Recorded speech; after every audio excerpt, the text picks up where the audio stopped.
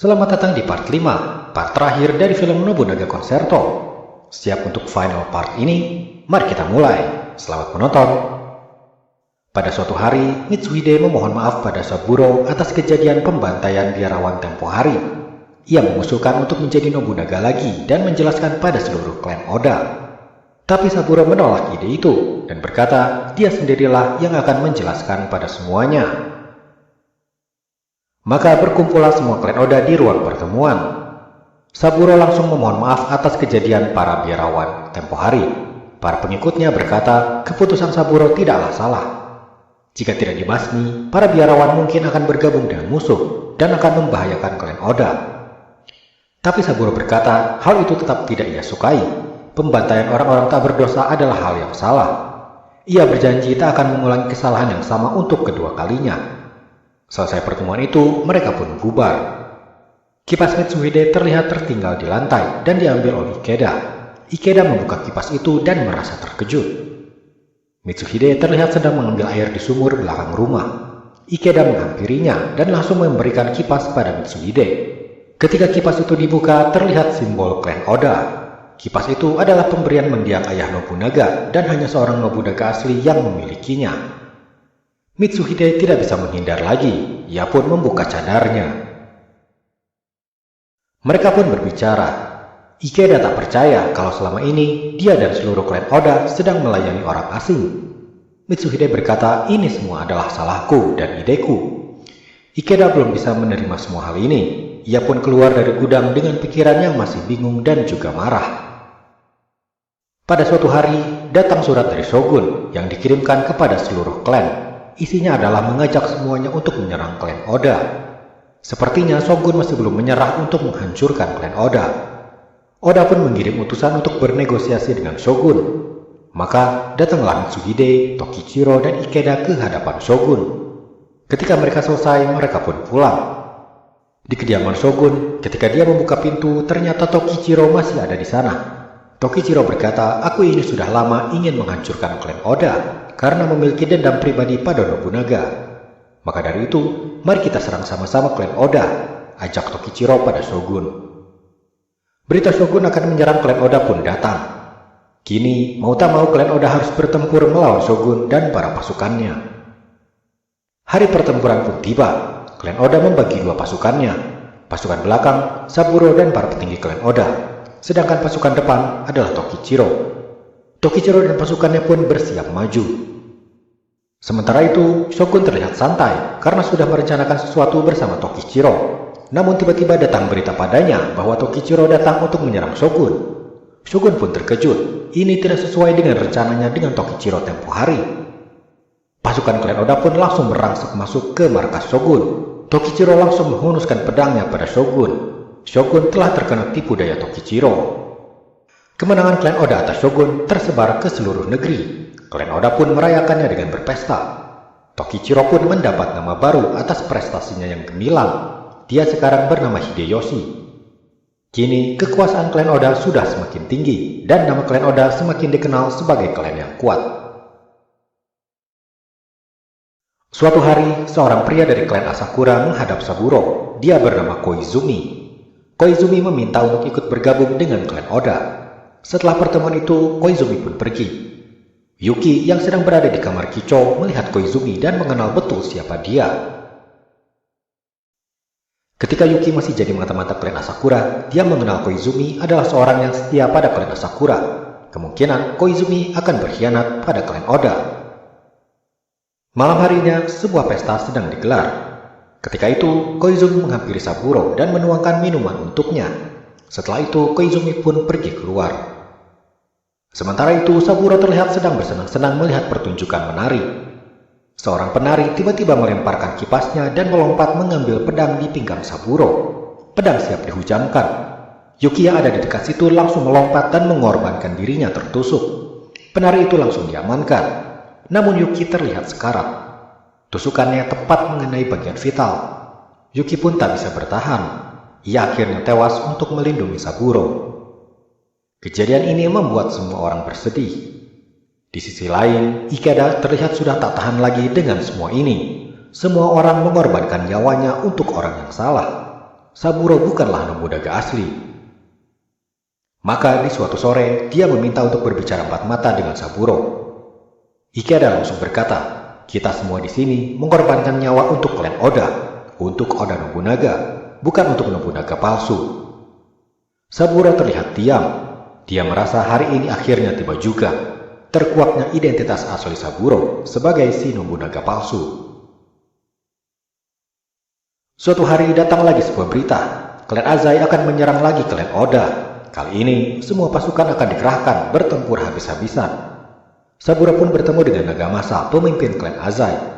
Dia berkata, "Bukankah kita teman? Kenapa harus berperang lagi?"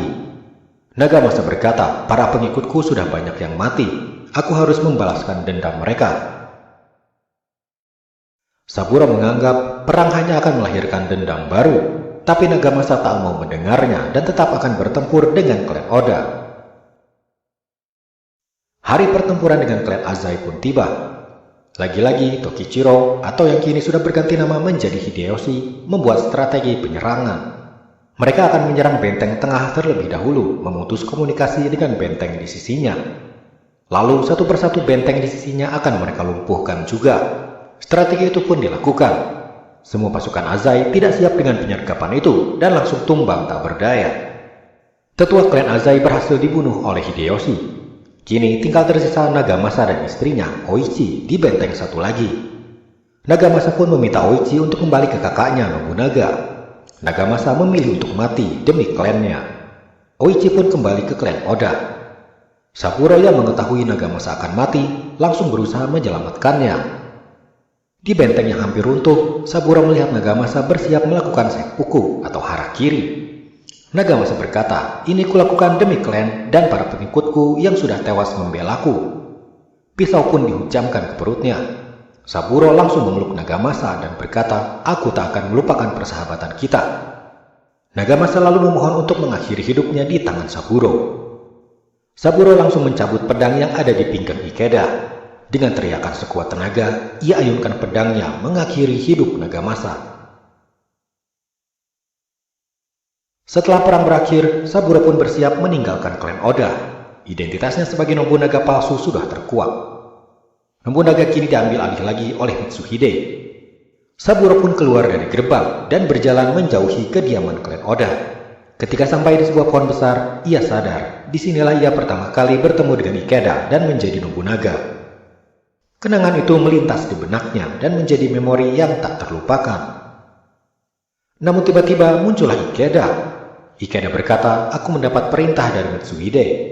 Mitsuhide memerintahkan biarkan Saburo kembali menjadi Nobunaga.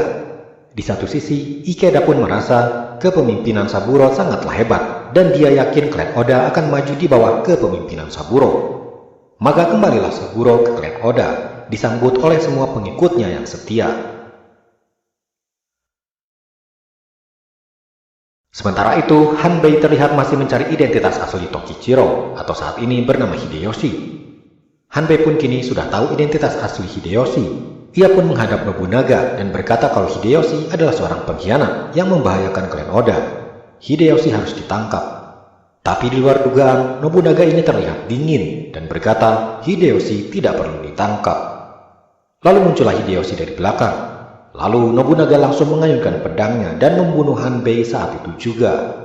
Ternyata kini Mitsuhide dan Hideyoshi sudah bersekongkol dan bersama-sama akan menaklukkan Saburo.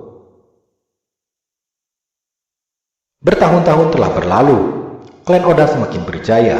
Mereka pun kini tinggal di sebuah kastil megah. Para petinggi klan Oda bahkan punya wilayah dan bendera mereka masing-masing karena wilayah kekuasaan mereka sangat luas.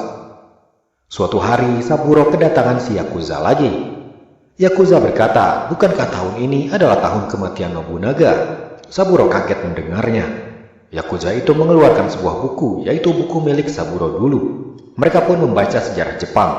Dan benar, di tahun ini, menurut sejarah, Oda Nobunaga akan mati dibunuh oleh Mitsuhide. Lalu Mitsuhide akan mati dibunuh Hideyoshi. Setelah menyadari hal itu, Saburo terlihat murung. Impiannya untuk menciptakan negeri yang tanpa perang belum berhasil, dan kini ia sudah harus mati. Keadaan semakin gawat. ketika Saburo mendapat berita klan Honganji akan menyerang klan Oda. Klan Honganji adalah klan biarawan yang cukup kuat. Masing-masing petinggi klan Oda pun akan bersiap di wilayahnya masing-masing. Hari pertempuran itu semakin dekat. Saburo terlihat semakin risau, merasa kalau di pertempuran ini dia akan mati. Di suatu siang, sehari sebelum perang, akhirnya dia memutuskan hal yang tak terduga.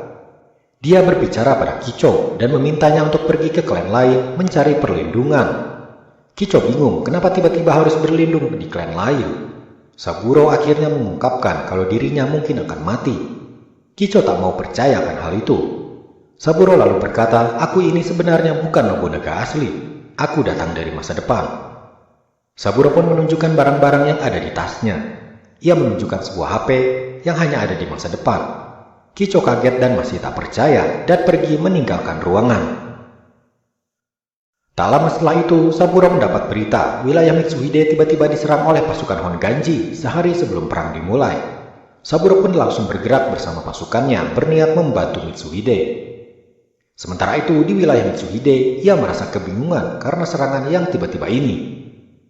Dia pasti merasa kalah karena ia dan pasukannya tidak siap dengan serangan tiba-tiba. Namun muncullah berita kalau Saburo sedang dalam perjalanan akan membantu Mitsuhide. Mitsuhide tak menyangka dia akan dibantu Saburo. Selama ini, ia telah bersekongkol dengan Hideyoshi untuk menghancurkan Saburo, tapi Saburo masih tetap saja membantunya. Mitsuhide pun bersama pasukannya langsung menuju wilayah peperangan Saburo.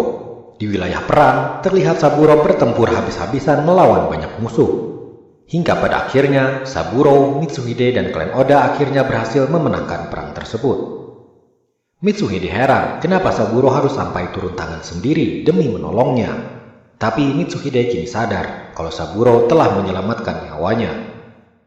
Saburo pun kembali dari peperangan dan langsung menemui Kicho. Saburo berkata, "Ternyata aku belum mati. Selama ini aku terbebani oleh takdirku yang katanya aku akan mati di tahun ini. Tapi kini aku akan berjuang untuk tetap hidup. Maka dari itu, maukah kau hidup bersamaku selamanya dan menikah denganku?" Pernyataan dari Saburo yang tiba-tiba ini membuat Kicho tak bisa berkata apa-apa. Kicho pun lalu berkata ia bersedia menjadi pendamping hidup Saburo.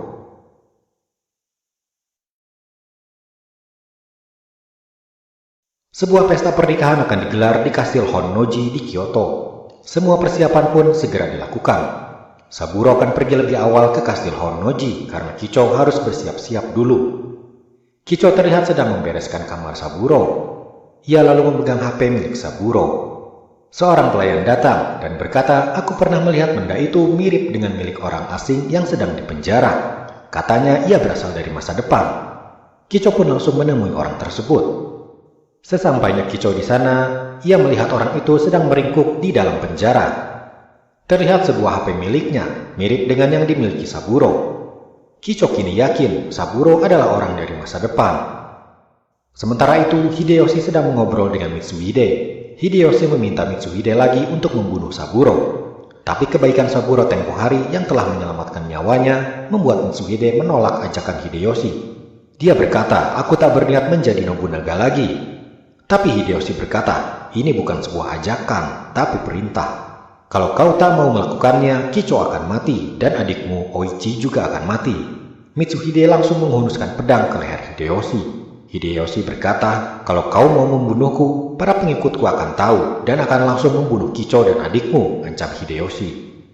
Mitsuhide merasa dilema dan terpaksa harus melakukan perintah Hideyoshi ini demi Kicho dan adiknya. Maka berangkatlah Mitsuhide ke kastil Honnoji, tempat Saburo berada. Di tengah jalan ia membuka cadarnya dan memperlihatkannya pada anak buahnya. Ia berkata, "Akulah Nobunaga asli, sedangkan di Honnoji adalah yang palsu. Kita serang dia di sana." Mitsuhide pun langsung menyerang kastil Honnoji. Saburo yang sendirian di sana langsung kaget dan tak menyangka akan serangan tiba-tiba ini.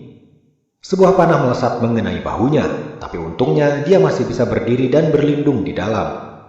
Lalu Mitsuhide masuk ke dalam dan berhasil menemukan Saburo. Saburo berkata, "Apa yang kau lakukan?" Mitsuhide berkata, "Ini semua adalah ancaman dari Hideyoshi. Kalau tidak kulakukan, Kicho dan Oichi akan dia bunuh." Mendengar hal itu, Saburo pun merasa tak bisa berbuat apa-apa. Mitsuhide lalu berkata, "Aku tak akan membunuhmu. Kau pergilah. aku yang akan menanggung semuanya. Saburo merasa tak ada jalan lain selain saran dari Mitsuhide itu. Ia pun lalu pergi keluar dan kabur lewat jalan belakang. Tak lama setelah itu muncullah Hideyoshi. Mitsuhide berkata, aku akan melakukan harakiri. Tapi Hideyoshi menahannya.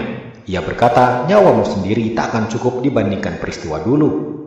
Dulu desa Hideyoshi dibantai oleh Nobunaga. Semua keluarganya mati terbunuh. Desanya hancur tak bersisa. Hideyoshi berkata, aku juga akan membunuh Kicho dan Oichi. Mitsuhide memohon untuk jangan melakukan itu. Hideyoshi langsung termakan amarah dan dendam yang membara. Ia langsung menusuk Mitsuhide dengan pedangnya berkali-kali. Semua amarahnya ia tumpahkan di setiap tusukan pedangnya.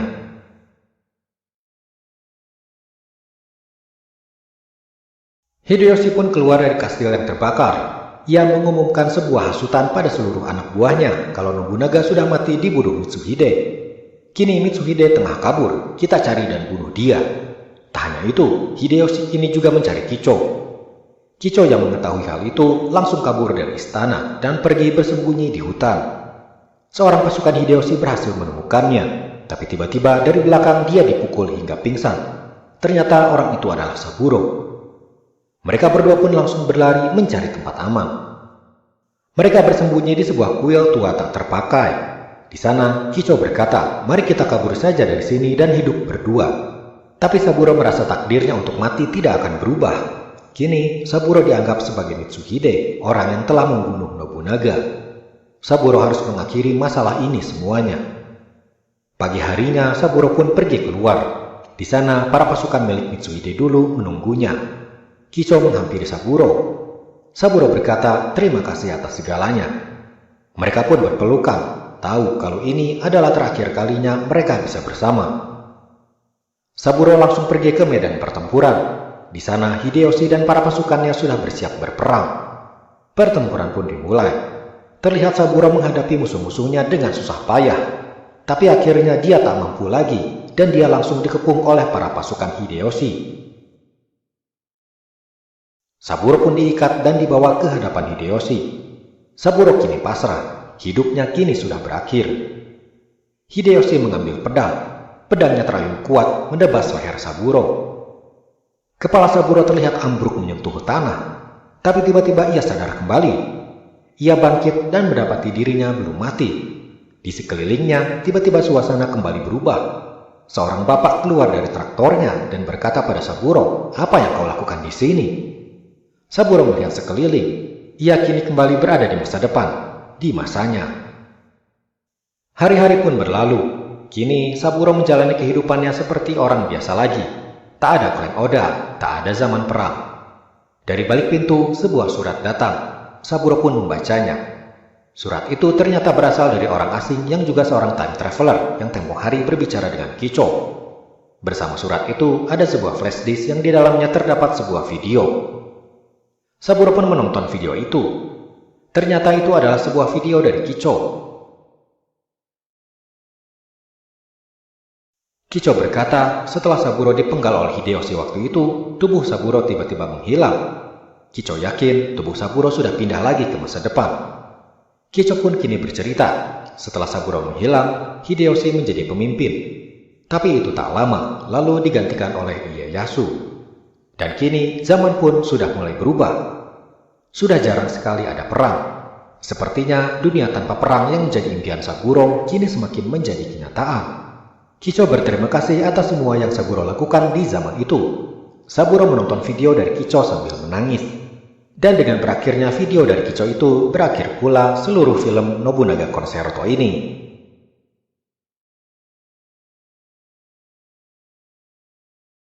Nah, itulah guys, seluruh alur cerita dari film Nobunaga Concerto.